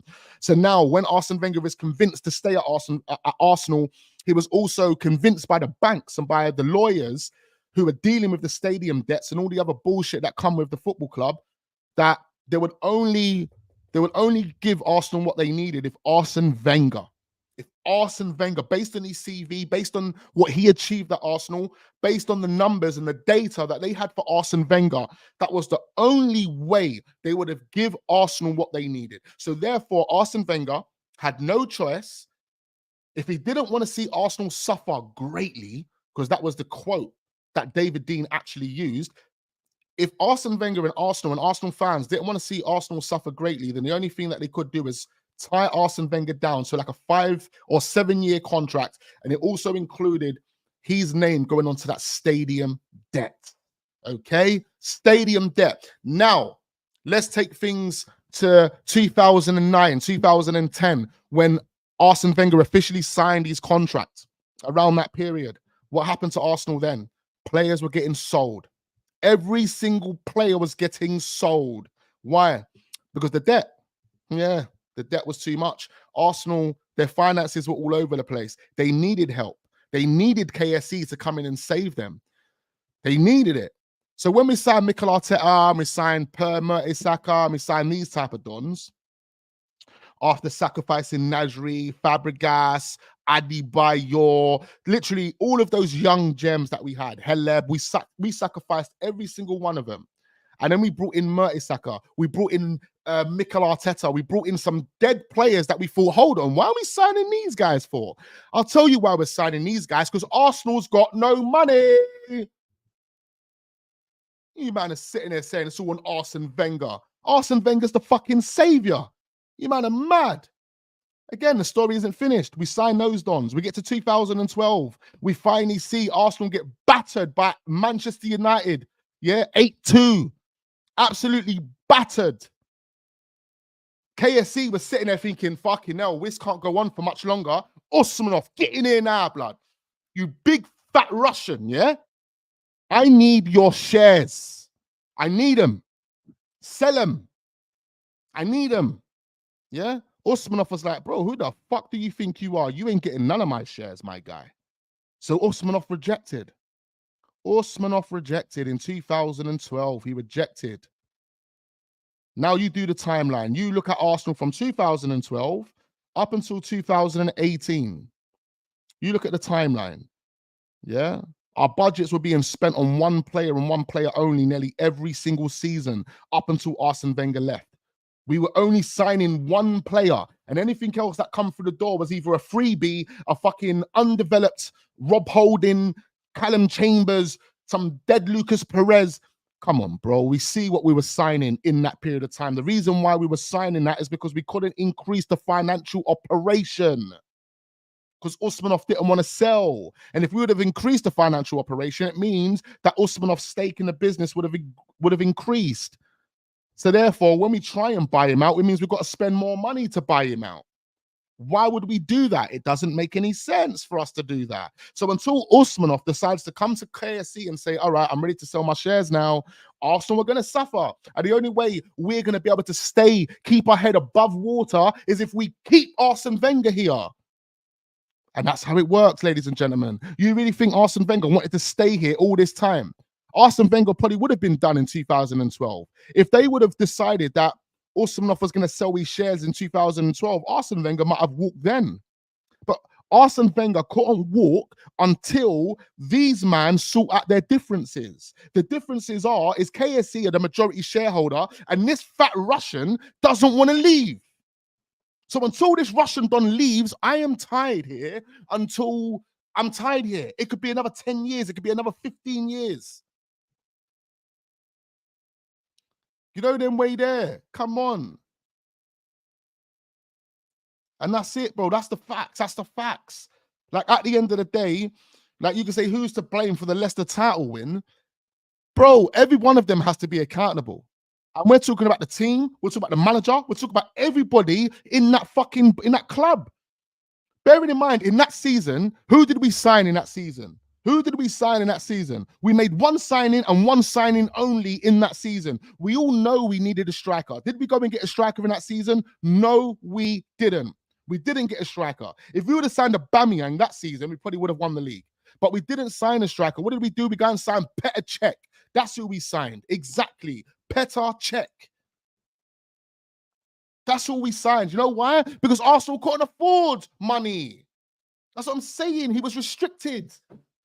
So for him to get second and challenge in that season with fucking no money, all he had was a fully fit Mesut Ozil and Alexis Sanchez. What the fuck do you expect him to do? You got to give him praise for that, bro. But if anyone takes blame, it's the fucking owners. It's Usmanov for fucking sitting around with his big fat belly, not fucking leaving. You made Arsene Wenger suffer. Nobody else. You, Usmanov, made Arsene Wenger suffer. You are the reasons why the standards fell. It wasn't KSE. It wasn't Arsene Wenger. The man wanted to take Arsenal to the top, but he couldn't do it with Usmanov's big fat belly at the round table. And that's how it works, ladies and gentlemen. Come on, man. Wenger left on his own accord because he finally... Come on, bro. Come on. You really think Wenger got sacked? You really think they sacked Arsene Wenger? Put the dots together. Put the dots together for me now, A9. Arsene Wenger was here for this length of time because he was responsible, he was liable for the stadium debt. When did the stadium debt get cleared? Answer me that, A9, answer me that question, my guy, yeah? Answer me that question. When did the stadium debt get cleared, my G? When did it get cleared? It got cleared shortly after Arsene Wenger left. Why did it get cleared after Arsene Wenger left? Why did it get cleared after Arsene Wenger left? Why did the stadium debt get cleared whilst Arsene Wenger was here? Why? Because KSC's objective was to clear the stadium debt. They were going to take on that responsibility of clearing the stadium debt. But the only way they could do that is by getting Usmanov out the door. When did Usmanov leave? When did Usmanov leave, A9? When did he leave, my guy? Oh, yes, he left in 2018. When did Arsene Wenger leave? Yes. Why was the parade for Arsene Wenger? Like, why would Aubameyang sign for Arsenal? Why would all these players sign for Arsenal if the manager, what was I going to say there? Oh, I totally forgot what I was going to say there. Oh my God, you got me ranting, blood. You got me ranting. What was I going to say there, bro? Totally forgot. Usmanov never went to Everton and spent no peas. This is how you know, you bro, A9, I'm questioning you now, man. Delusion. He sponsored their training ground. If you were to listen to what I've been saying in this whole story about Arsenal, who owns Everton? Who owns Everton, A9? Majuri, right? Whatever his name is. Majuri was also business partners with Usmanov. They both owned the Red and White Company. The Red and White Company had 30% shares in Arsenal. Majuri left the Red and White Company and decided to buy Everton. Throughout their process, they were trying to cook the books and make themselves a Man City. That's what they tried to do. So to alleviate some of the pressure, Usmanov come along with his big belly, yeah?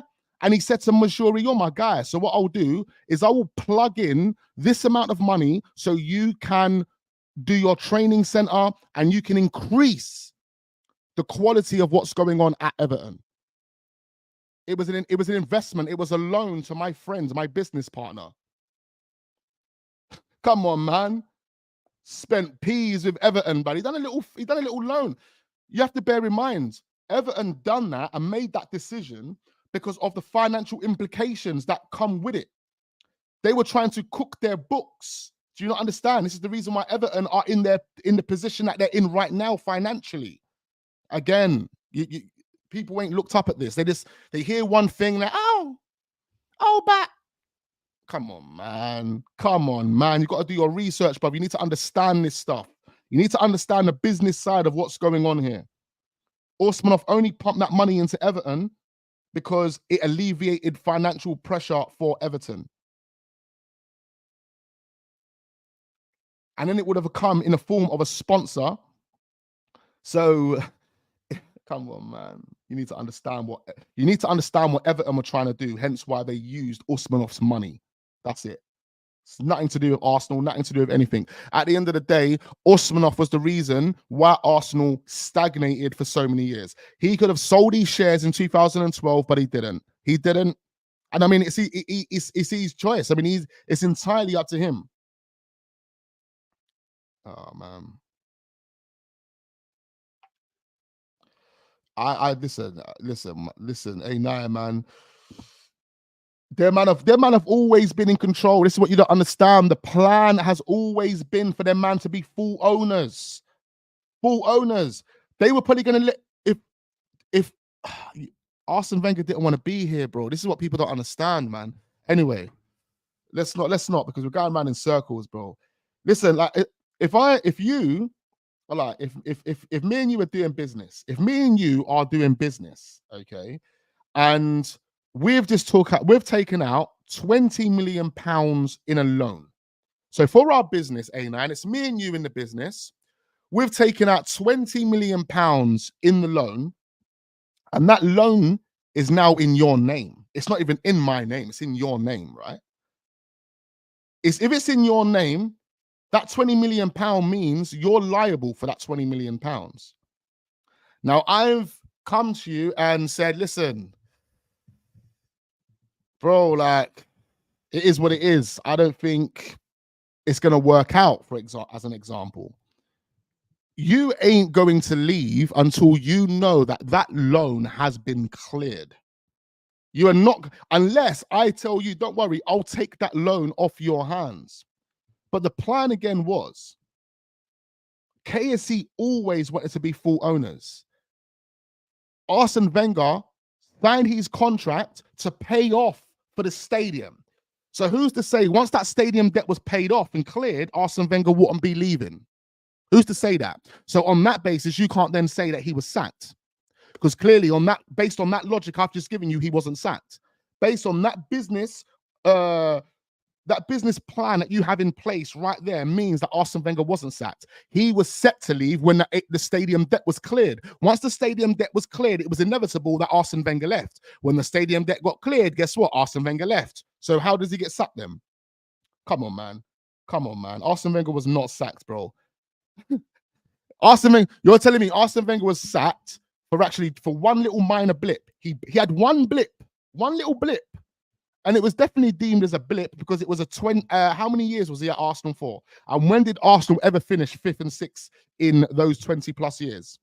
Oh, just that time at the end. So that was a blip, a little tiny blip. Okay? On that basis, you wouldn't sack Arsene Wenger for what he has done. How many times did Manchester United have a blip under Alex Ferguson? How many? They had a blip. They had a blip when they didn't win the league, when he finished 3rd. That's a blip for Man United. Did Alex Ferguson get sacked? No. When Man United went on a run of 3-4 years of not winning a fucking Premier League title, did he get sacked? No. Because based on the data, based on what we know about the manager, it's a blip. It's a fucking blip. And then another reason why I can also say that Arsene Wenger wasn't sacked for what he achieved at that time, even on the basis of that blip, is because Arteta's had Arsenal worse. Now, people will say, oh, what about Unai Emery then? I don't think it was Arsenal that sacked Unai Emery. Again, my opinion, based on the conclusions that I've come to, the person that sacked Unai Emery was Raul Sanelli. Okay, Raul Sanelli is the one that sacked Unai Emery. He's the one that brought Unai Emery in, and he's the one that sacked Unai Emery once the pressure come on top based on the money that that Raul Sanelli was putting in his pocket. Remember that, yeah? There was no coincidence, because I don't fucking believe in coincidences. There was no coincidence, yeah, that Raul Sanelli got fired a few months later. Yeah, after Unai Emery got sacked, how many months later did Raul Sanelli get fired? He got fired on the basis of what? The financial investigation into the what? Nicolas Pepe deal. Okay, so even on that basis, as an investigator, you can put 2 and 2 together and say, you know what? it looks like Raul Sinelli's the one that fired Unai Emery, just in case any questions were being asked about the amount of money that was being spent on a player that the manager didn't even fucking ask for. Okay. Brown envelope exchanges, yeah? Okay. So I don't even think Arsenal fired Unai Emery. I actually think it was Raul Sinelli. He was the head of football. He had the permission and authorization to fire the manager. So there we go. There we go, my guy. A9, you deluded. Wenger got the technical brain to win the league now. Exactly. With this type of team, with this current Mikel Arteta team, Arsene Wenger definitely wins the league, bro. When was the last time Arsene Wenger had a player like Saliba and Gabriel at centre-back? When was the last time Arsene Wenger had a Declan Rice as a DM? You give that to Arsene Wenger, he wins the league 10 times over, blood. Arsene Wenger is a legend in this game, one of the best managers ever. The reason why his trophy cabinet doesn't sit on par with maybe Pep's and maybe Alex Ferguson's is because those two teams, what do they have in common? Or those two managers, what do they have in common? Oh, yeah, they spend the fucking most money out of every single manager. Okay, cool. What did Jose Mourinho have in common? Oh, yeah, he got the opportunity to spend the most money out of every fucking manager. Did Arsene Wenger ever get that opportunity? No. No. But when Arsene Wenger got an opportunity to identify players and he brought those players in, guess what? He either won the league or cut them in the top 4. Bad boy manager, yeah? Played the best style of football on the planet, blood. No one can disagree with that. He played the best style of football on the planet, blood. So anyway, finally someone says it, Wax. There we go, man. People are trying to hate on Arsene Wenger. Arsene Wenger was a genius. We are where we are today because of Arsene Wenger. If it wasn't for Arsene Wenger, Arsenal would not be in this position. Mikel Arteta wouldn't have had the luxury of spending 600+ million just on players in 4 fucking years. Thanks to Arsene Wenger. Blood, sweat, and tears. That's what we call it. Blood, sweat, and tears, bro. Blood, sweat, and tears. That's Arsene Wenger. Sacrifices, hard work, intelligent decisions. Oh, man. I can't, listen, I hate it when people go against Arsene Wenger. I hate it, man. He is a genius, bro. And again, just like David Dean said, David Dean, everyone bought into David Dean, didn't they? Everyone believed that David Dean was the owner to take Arsenal to the top, and he had us at the top whilst he was given the green light to call the shots at Arsenal. Once Peter Hillwood realized that he made a genius move in signing Arsene Wenger, he told David Dean, you know what, you're a 30% shareholder, don't worry, you can run with the whole company, blood. You call every single shot, that's absolutely fine. And whilst Arsene Wenger and David Dean called the shots, they had Arsenal sitting at the top, doing up Invincibles, doing up Premier Leagues, doing up FA Cups, giving Manchester United a run for their money. The only team that could do it. The only team that could do it. But in the moment the money wasn't available, and the moment the vision was blurred because of the ownership, that's when everything crumbled. And just like David Dean said, if Arsene Wenger left, Arsenal would have suffered greatly. And we would have. You really think any manager would have been able to step in? You really think, look at that 2011 team. You go and look at that 2011 team. You know, remember, we only challenged Manchester United for the league back in 2009 with a bad boy team, bunch of wonder kids and gems. Go 2 years later and look at that team and tell me any manager wouldn't have got that team relegated. Any manager would have got that team relegated. Andre Santos at left back, with Almunia in goal, with that Swiss Giroud at back, partnered with Serenderos. You're telling me that man ain't getting that relegated? Every manager in the league probably gets that relegated. Come on, man. The transition for Arsenal, man, should have been Arteta coming in as an assistant manager under Arsene Wenger. With the way Arteta has shaped our defense, with the way he has structured and organized our defense, if he could have done that as an assistant manager under Arsene Wenger, with Arsene Wenger's attacking ethos and attacking philosophy and attacking style of play, Arsene Wenger and Mikel Arteta would have won everything together, blood. Arsenal would have won everything with Mikel Arteta and Arsene Wenger working together as a partnership. You know, and that's a fact. That's a fact. You can use what Arsene Wenger has done and you can use what Mikel Arteta has done so far in the past 24 months. And you put that both together and you're telling me that doesn't win you multiple titles. It wins you multiple titles, blood. And that should have been the decision of the owners. Instead of the Unai Emery. But this is the reason why I say that 18 months as well. That 18 months was a big stumbling block for Arsenal's progress. And this is the reason why I hold Raul Sanelli accountable. He brought Unai Emery in and he fired Unai Emery. In that space of time, they spent close to 200 million. And the only two players that we have got from that 200 million in this starting 11 is Martinelli and William Saliba.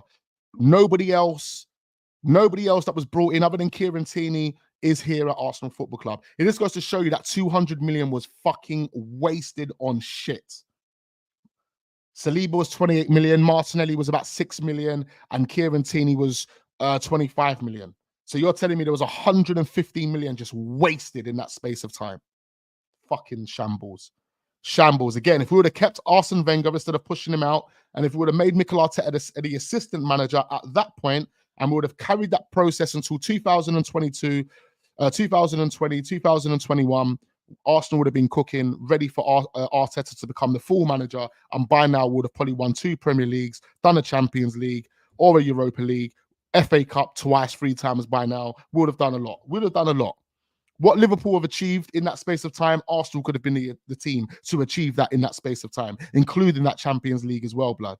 So, like, obviously, it's all hypothetical. It's all, you know. Oh, yeah, Leno as well. I do forget about Leno. Yeah, Leno was definitely good as well. I'll give it to Leno. But other than that, it was a shit show of players that we signed in, that we brought in. And then you got to think about all the different profiles that we brought in. None of those profiles mixed and matched. None of those profiles mixed and matched. You got to think about the profiles we already had. We had Ozils, Ramses, Aubameyang, Lacazette, you know, Mkhitaryan.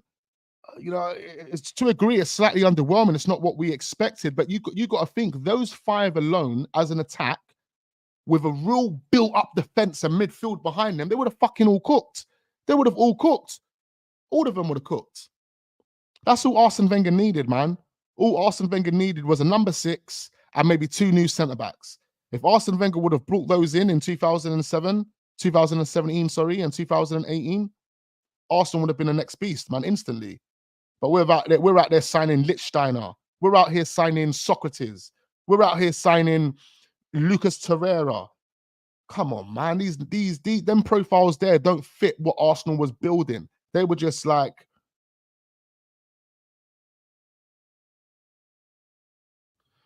big you up, A9, man. Then we'll definitely get back to this Arsene Wenger talk, bro. Because yeah, man, I get passionate about it. You know, I understand it. Not everyone understands it. People understand bits and pieces. People will throw, but you know, what about when we got beat? You know, or what about, you know, the 8-2 against Man United? And what about this? What about that? What about it? What about it? It was unfortunate. We got battered. You go and look at that Man United team and you go and compare it to the Arsenal team when they battered us 8-2, and you will understand why we got battered 8-2. You know, that's Arsenal's fault, man. Arsenal should have been acting like a big club, but they weren't. There was in so much financial debt. You know what it was? This is what it was. It was like trying to create an illusion, right? It's like what people do, and it's like this is it. This is the perfect analogy to use for this, right? It's like how a lot of people operate in real life. A lot of people in real life, online, they will carry themselves as if they're rich, as if they make money, as if they're balling, basically, as if they've got all the fancy cars. Like, people will try and create that facade online. They will try and create that facade online. And there's a perception of that person online where they think this person's got money, this person's balling, this person hangs out with all the best people, blah, blah, blah, blah, blah. But little do we know, behind the scenes, this person is broke. This person lives at his mum's yard. This person might be in places at the right time where he gets to take photo opportunities, or he might see someone that has a nice car and he takes a picture with the car, and all of a sudden people online think that car belongs to him. Do you understand? When really it's a fucking lie. It's a lie. You are not that guy. You're just carrying yourself like that guy, and you're manipulating a bunch of people. And that word right there, manipulating a bunch of people, how they think, how they feel, and what they believe. This is what Arsenal still do up until this day. However, what Arsenal were doing then was carrying that facade of being one of the biggest clubs in the world. Because of course we were. Of course we were. We got Henry, we've got Bergkamp, we've just done Invincibles, we've done Premier Leagues, we've done FA Cups, we're giving Manchester United a run for their money. So the perception out there for Arsenal is Arsenal are one of the biggest clubs in the world. But little do people know, behind the scenes, Arsenal were one of the brokest clubs on the planet. One of the brokest, one of the teams that were in financial problems, basically. So to the public, everyone thought Arsenal, and the fans are all cheering and gassing Arsenal. Oh my God, we've got Henry, we've got Arsene Wenger, the best ever manager ever. And you got all of that excitement, but little do you know, behind the scenes, Arsenal are struggling. Behind the scenes, Arsenal have no money. Behind the scenes, Arsenal are fucking trying to beg for loans. Behind the scenes, there's conflicts. Do you understand now? Do you get the analogy? Do you understand what I'm telling you? Okay, then. Okay, then. So anyone that hasn't really done enough investigative research into this like I have won't understand.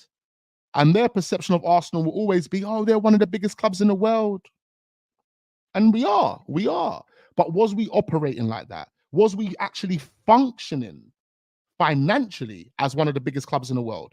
No, we wasn't. But did anyone know about that? No. Did anyone know that Arsenal couldn't afford to pay Thierry Henry, Bergkamp, Robert Perez, Will Todd, Martin Keown, Tony Adams? Did you know that Arsenal couldn't afford to pay them in 2004? No, you didn't know that. Okay, because clearly you haven't done the same amount of investigative research into this as I have. And that's no problem, because I will bring you up to speed. It's absolutely fine. Arsenal was in a financial mess. And they have been for quite some time. That's the reason why KSE took over Arsenal and catapulted us financially, okay?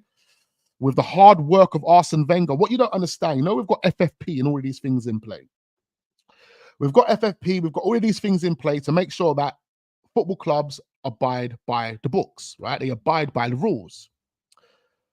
Arsenal worked so hard over the years, so hard, based on results, based on, how they balance their books, based on how they balance the finances, that when the time was right, we was in a position to increase our financial operation by 50 to 60%. Why? Because Arsene Wenger has worked blood, sweat, and tears for 20 years, bro. So when we increase the financial operation by 50, 60% and we start really splashing big money, do you really think FFP or anyone can chat to us? No, because Arsene Wenger has spent 15, 20 years balancing the books, getting big numbers, good enough numbers to keep everything going, as well as to keep us fighting with the biggest clubs in world football. And he's generated so many fans across the planet, so many fans that are financially invested into Arsenal. It means when the time's right, I can catapult the financial operation of this club and no one can tell us anything. Why can't Everton do that? Why can't Everton do that? Why couldn't Portsmouth do that? Why couldn't Middlesbrough do that back in the day? Why? Because they didn't work hard enough. They didn't do what Arsene Wenger done. Like I said, blood, sweat, and tears, my guy. Okay? So, man, don't come at me with Arsene Wenger, anything, bro. Arsene Wenger's a fucking genius. Genius. Yeah. That's why. So the reason why Arsenal are the financial powerhouse, the reason why Arsenal can go and spend £100 million on Declan Rice today is because Arsene Wenger said so. That's why. Arsene Wenger said so. That's why. Real facts. Real fucking facts. Real facts. These other guys online, these delusional dons won't get it. They won't get it. I only wanted to do 10 more minutes on this, boy, and I've gone an extra half an hour. Might as well split it down and give you another video. Give you another video. Arsenal history. Arsenal history, blood.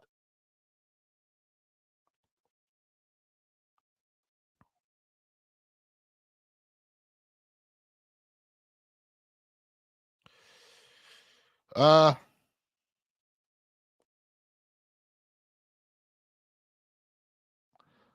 man, that's your opinion, man. That's your opinion. The data speaks for itself, bro.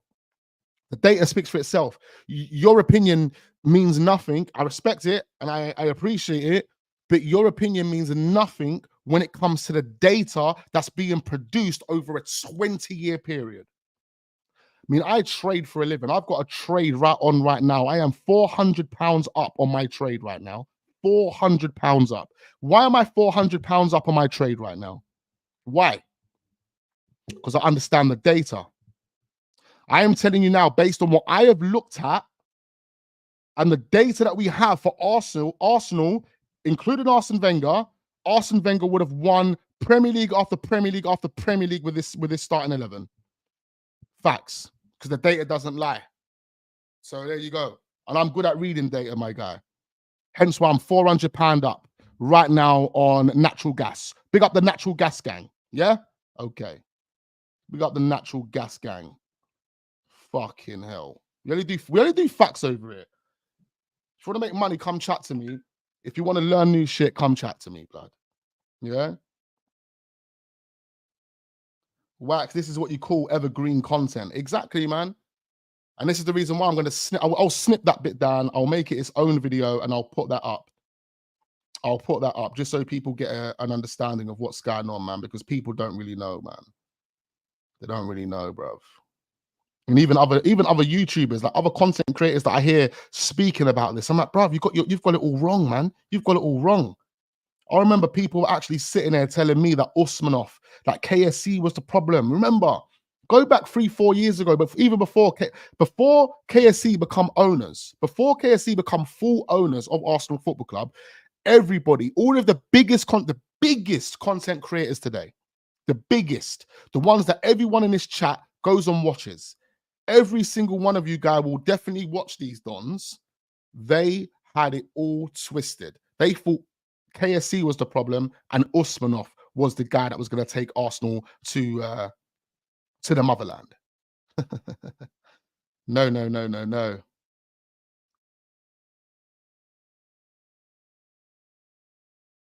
Bro, this is it, man. This is what people are like, man. Big up my guy Salvatore, bro. This is what they're like. You know? Some people, look, like I told you, there's a lot of programs out there. There's a lot of programs. People buy into PR. PR, program, process. There's so many PR words like problem. God. All I know is, right, is so many people have been programmed and so many people have bought into different type of stuff that they haven't really gone out of their way to really find the truth. And that's what happens. It's the same with the way the world works. It's the same with the way the world works. People haven't gone out of their way to find the truth. All they've done is they've just bought straight into religion. Remember, big up everyone that's religious and that. But a lot of religion has been inherited. Remember, your mums and your dads got you into it and made you more or less buy into it. So it's an inherited belief system. It's an inherited belief. I can't say that anyone in this chat or anyone that is still religious, that stayed religious after doing multiple bits of research to understand what's really going on. Because if people would have done that, then they might have just decided to say, you know what, maybe religion isn't for me. Do you know what I mean? But that's how the world works, ladies and gentlemen. The world has been built on PR and delusion for fucking thousands of years. Hundreds of thousands of years, the world has been built on PR and delusion. A fake reality, false reality. And people wake up. People wake up, whether it's about Arsenal, whether it's about politics, whether it's about religion, people will eventually wake up. And they will come to a realization that, damn, everything's not as it seems. Not everything is as it seems. People were saying we never spent, and my simple reply was we were taking care of debt, but they just laughed at the reality. So weird. Big up Sharada. It's true, man. It's true. People didn't understand what Arsenal were going through. They didn't understand it. They expected results and they expected the Premier League title. It just goes to show you that Arsenal have been delusional for quite some time. I'm talking about Arsenal fans, because if you go back to 2011 and you go back to 2012, how can anyone be demanding for Arsenal to win a title under the current circumstances? And the circumstances at that time is that the team was not good enough. The team that Arsenal had in 2011, from 2010 up until 2012, even in 2013, it was not good enough. Nowhere near good enough. Hence why we got pumped 8-2 by Manchester United, who at the time would have been perceived as the Man City of today. So for those that sat there and made excuses after excuses after excuses for Mikel Arteta and why he ain't won the league and that he needs these players and that the squad's not good enough and the squad depth's not good enough and blah, blah, blah, blah, blah. And well, why didn't you guys have the same energy for Arsene Wenger when he had Mikel Arteta and them man playing in the field, in midfield and that? You know, why didn't you have that energy then? Why didn't you have that energy when you had Bentner, Samak and Walcott running down the wing? Why didn't you say, oh, no, the team's not good enough to win the league, so why are we going to put pressure on Arsene Wenger after what he's done at the club? No one had that energy then. No one. They wanted results, blood. They called Arsene Wenger all types of names. But you go and look at that starting 11. You go and look at that squad. It was never ready to win the league. It wasn't even ready to get top 4. But Arsene Wenger still made it happen. So the audacity of the fans to actually say that Mikel Arteta needs all of these tools, he needs all of these players, he needs X, Y, and Z. I think it's just totally embarrassing and it's totally delusion. It is total delusion. So there we have it, man. There we have it. Proof and facts just put on the table again. Like, that is a fact. You didn't have that energy for Arsene Wenger in 2012, but you had the same energy for flipping Arteta in 2021. Would it be signing Xhaka ahead of N'Golo? Okay, so let's put this right now. Okay? Of course, nobody would be signing. This is the last thing I want to talk about because, see, A9 doesn't understand. A9 still doesn't understand. Imagine that I've just given you so much context. I've given you everything on a platter for you to understand. But then you would say a comment like, I wouldn't be signing Xhaka ahead of N'Golo Kante. Okay, none of us would. None of us would. No one in this chat would have signed Granit Xhaka over N'Golo Kante. But why did, look, let's look at this. Why did Arsenal sign Xhaka over N'Golo Kante? Let's ask ourselves the reasons why. Should we ask them? Let me see if you're going to give me your answer. A9, why did Arsenal decide to sign Granit Xhaka over N'Golo Kante? Please tell me. I'll give you 30 seconds, bro. This is the last thing I'm going to respond to. I've been on the stream for 2 hours. 2 hours. Tell me. I'm waiting for you, A9. I'm waiting for you, bro. Don't tell me you've left the stream now.